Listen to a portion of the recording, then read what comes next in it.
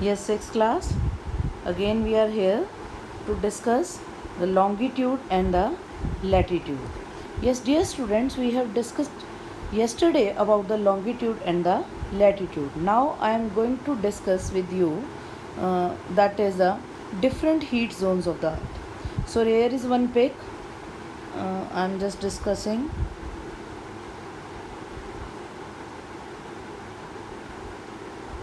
Okay.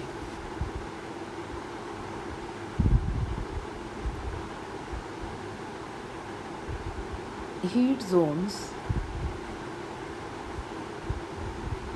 of earth.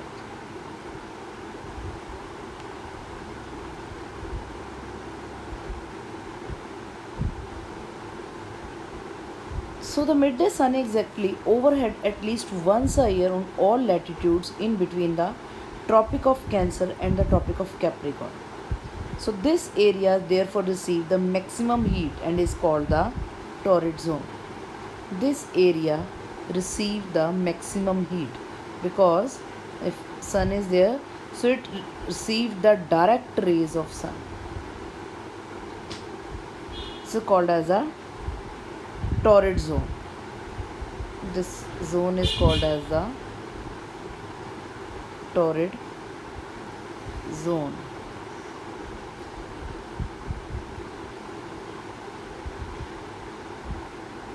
So the angle of the sun's rays goes on decreasing towards the pole.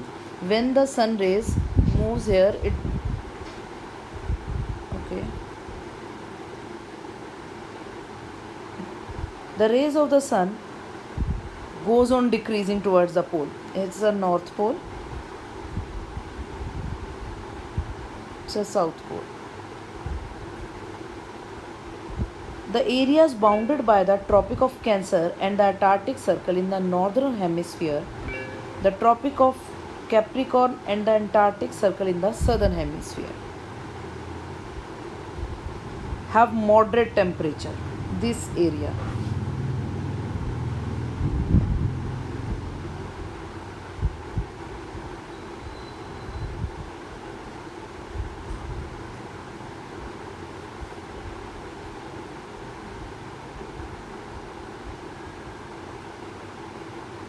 I am not able to write. Okay, this area and this area have the moderate temperature, not so cold, not so warm.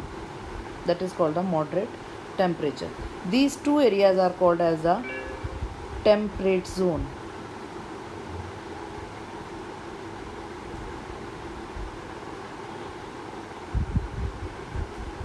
Areas lying between the Arctic Circle and the North Pole. This area and this area, and the Antarctic Circle in the Arctic Circle and the North Pole in the northern hemisphere, and Antarctic Circle and the South Pole in southern hemisphere. This area is called as the frigid zone.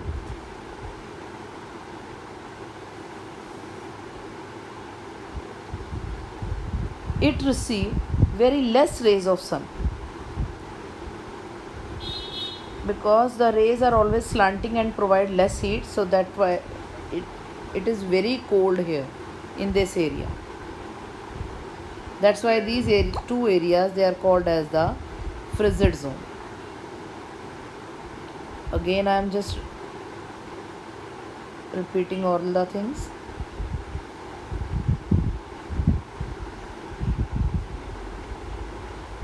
This is the torrid zone.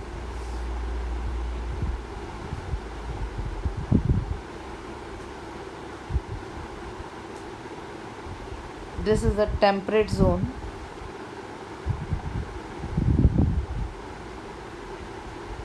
And these two, okay, are called the frigid zone.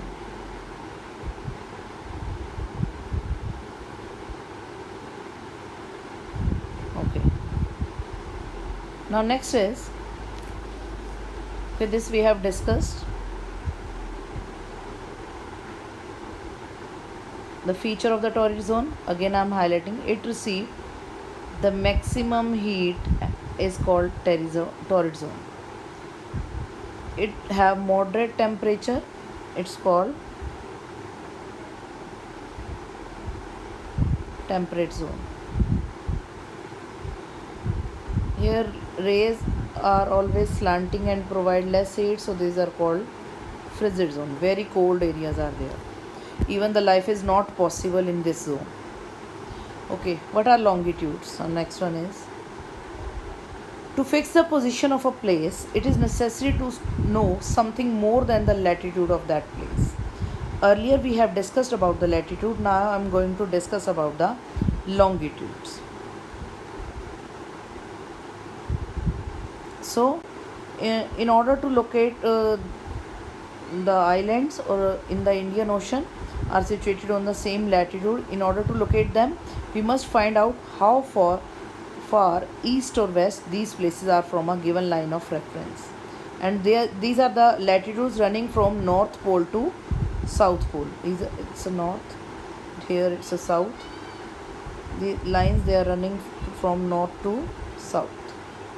These are the imaginary lines. These lines of references are called the meridian of longitudes.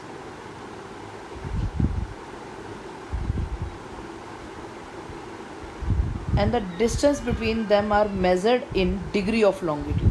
Look, in this figure we are having latitude and longitudes together.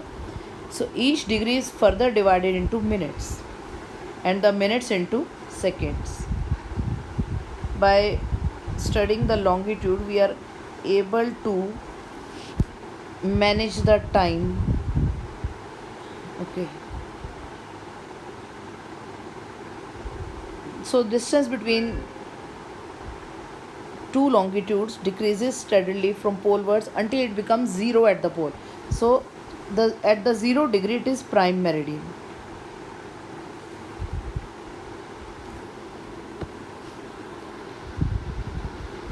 The prime meridian, so 180 degree meridian, divide the earth into two equal halves, the eastern hemisphere and the western hemisphere. Earlier we have read about the equator that divide the earth into two equal halves. One is the northern hemisphere, second is the southern hemisphere. That was the latitude. Equator is also called as a latitude, 0 degree latitude. Now I am telling about the meridian, and the meridian divides the earth into eastern hemisphere and western hemisphere. So that's why the longitude of a place is followed by the E for east and W for west.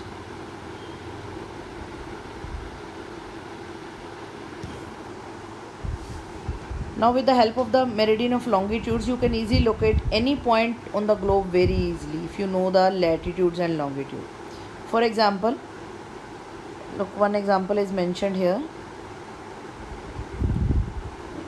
In Assam, Dhubri in Assam is situated at 26 degree north latitude and 90 degree east longitude. So find out the point where these two lines cut each other. That point will be the location of Dhubri.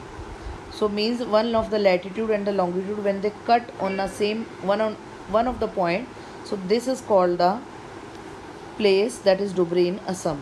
So if we know about the degree and minute of each latitude and longitude, so we can easily find out the place.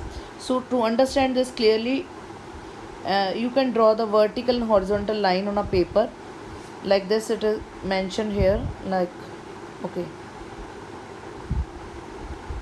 label the vertical rows with number and horizontal rows with letters. Draw some circles randomly on points with these horizontal and vertical lines intersect each other. Name these small circle as A, B, C, D and E.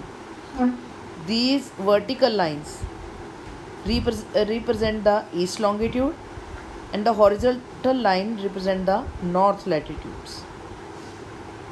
So if you see where they intersect each other, there you can easily locate the place. Like this, B and 1, they are intersecting here, and here E on 4, C on 3. So they are used to locate the places. Okay, like here, time zones of the world, it is mentioned here. It's a Greenwich meridian which passes through the London from Greenwich area, the prime meridian, you can say. This one is. Okay, this, the dotted line, it shows the Greenwich meridian. So prime meridian fix the local time for the whole world, and according to that, everybody in the world, they set their time, or every country in the world, they set their time according to the prime meridian.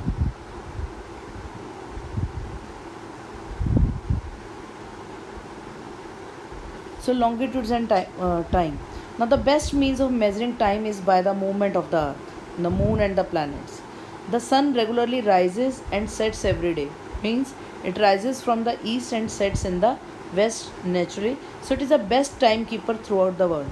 Local time can be in the earlier times, you can say, the people, they recognize the time with the help of a shadow.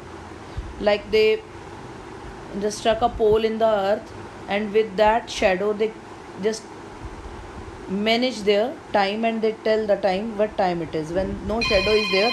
So it was maybe 12 o'clock when no shadow is there. So by this way they manage their time and tell the time accordingly. So this is all for the day, and we will discuss the rest of the things in next video.